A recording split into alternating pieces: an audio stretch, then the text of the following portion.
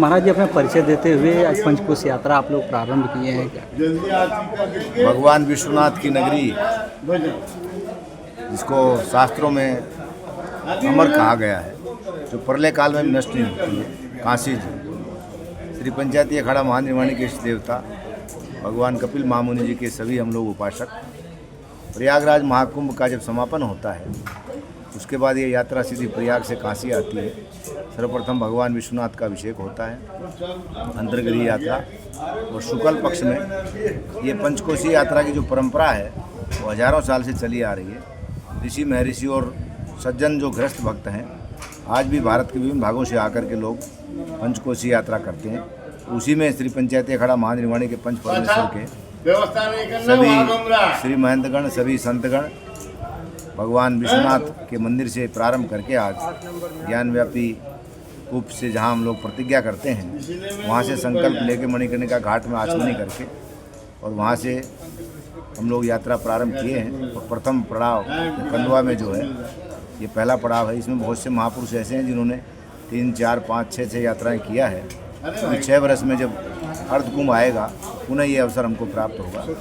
तो आज क्योंकि भारत की गौरवशाली परंपरा रही है धार्मिक यात्राओं की, ये हमारी अर्थव्यवस्था के साथ में सामाजिक और धार्मिक जागरण का एक बहुत बड़ा अभियान है, जिसमें सतग्रस्त जनता को संतों का सत्संग और दर्शन करने को मिलता है और संतों को भी जनता की सेवा का अवसर प्राप्त होता है। उत्तर प्रदेश अपने आप में एक महान राज्य और आज इस राज्य के माननीय मुख्यमंत्री एक संत हैं और उनके नेतृत्व में महाकुंभ प्रयाग बहुत अच्छी तरह संपन्न हुआ है।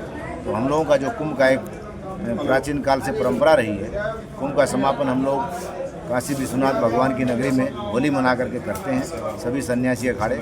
उसमें श्री पंचायती अखाड़ा महानिर्वाणी की अपनी एक महत्वपूर्ण भूमिका है, क्योंकि सभी सन्यासी अखाड़ों में महानिर्वाणी अखाड़ा ही पंचकोशी यात्रा करता है और ये एक प्राचीन परंपरा है। औरंगजेब के टाइम में जब विश्वनाथ पे आक्रमण हुआ था तो महानिर्वाणी अखाड़े के सन्यासियों ने ही उसको एक बार यहाँ से वापस किया और दोबारा 5 वर्ष के बाद पुनः 1669 में उन्होंने आक्रमण करके आज जो विश्वनाथ की स्थिति है उसको, उसके बाद यहाँ के जो राजा थे ब्राह्मण, उन्होंने अखाड़े को अपना एक महल दिया और अखाड़े के नागा सन्यासियों के यूनिट को एक बटालियन समझो आज की भाषा में, उसको यहाँ रखा शिवाला घाट में, जो चेत सिंह घाट भी जिसको कहते हैं। तो वही परंपरा का निर्वहन करते हुए आज श्री पंचायती अखाड़ा महानिर्वाणी के सभी महापुरुषों ने पंचकोशी यात्रा को प्रारंभ किया है। ऋषि महर्षियों की परंपरा रही है, जैसे 84 कोष की यात्रा अयोध्या जी में होती है, इसी प्रकार भारत के विभिन्न धार्मिक जो नगर हैं, जैसे नर्मदा जी का परिक्रमा होता है, तो हम लोग भगवान विश्वनाथ की इस नगरी काशी की परिक्रमा करते हैं। इसके 5 पड़ाव होते हैं, जो प्रथम पड़ाव कंदवा में, उसके बाद भीमचंडी, उसके बाद रामेश्वर महादेव, उसके बाद कपिल धारा जहाँ भगवान कपिल ने तपस्या किया है।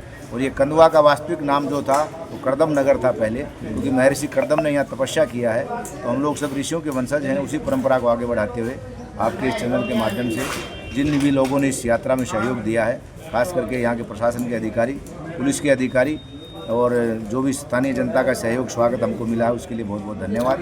उत्तर प्रदेश की सारी जनता को, समस्त भारतवासियों को, सनातन धर्म के मानने वालों को एक परंपरा, क्योंकि आने वाली जो पीढ़ी है जिस प्रकार से नशे और विषय में लिप्त होती जा रही युवा पीढ़ी, उसको एक संदेश देने का एक साधन है। ये किसके नेतृत्व में कितने लोग? ये भगवान कपिल महामुनि जी के नेतृत्व में ही यात्रा निकलती है, हम सब लोग फिर भी यहाँ कोई नेतृत्व करता है? यहाँ जो अखाड़े के श्री महंत हैं, श्री महंत रमेश गिर जी महाराज, और हमारे प्रयागराज के सचिव श्री महंत यमुनापुर जी महाराज, जिनकी सारी व्यवस्था है जी। और उसके बाद श्री महंत विनोद गिर जी, श्री महंत बंशीपुर जी महाराज, श्री महंत मनोज गिर जी महाराज, ऐसे अनेकों श्री महंत कारोबारी सचिवगण, सभी लोगों के नेतृत्व में यात्रा प्रारंभ हुई है। और ये मुझे आशा है कि सकुशल हम लोग 5 दिन की यात्रा करके और फिर लगभग संख्या लगभग 100-125 संत हैं और कुछ थोड़े बहुत जो स्टाफ के लोग हैं, हमारे सेवादार हैं जी, जो भोजन बनाने वाले लोग हैं, क्योंकि ये आगे आगे जैसे जैसे यात्रा बढ़ेगी वैसे वैसे व्यवस्थाओं में थोड़ा बहुत बदलाव होता रहेगा।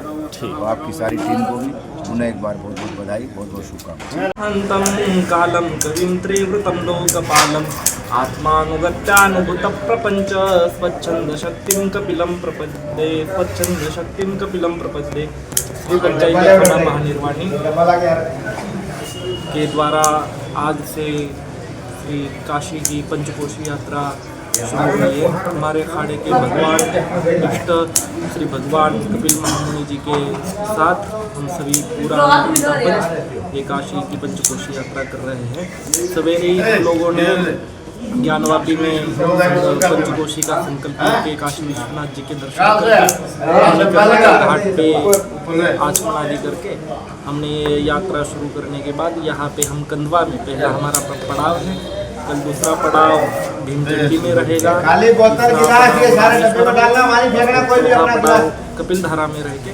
पुनः हमारी 9 तारीख को पंचकोशी यात्रा को हमारी यात्रा के लिए अभी ले जा ऊपर पानी है। भगवान विश्वनाथ जी के और भगवान महावीर जी के चरणों में प्रार्थना करते हैं।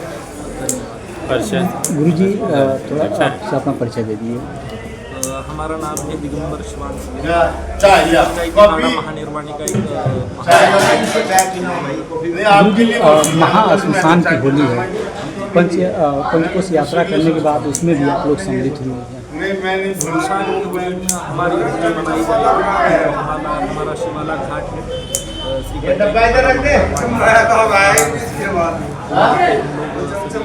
कितने लोग निकले हैं वहाँ से? उसके बाद बहुत रंग उड़ाए जाएंगे। कितने लोग आप लोग हैं?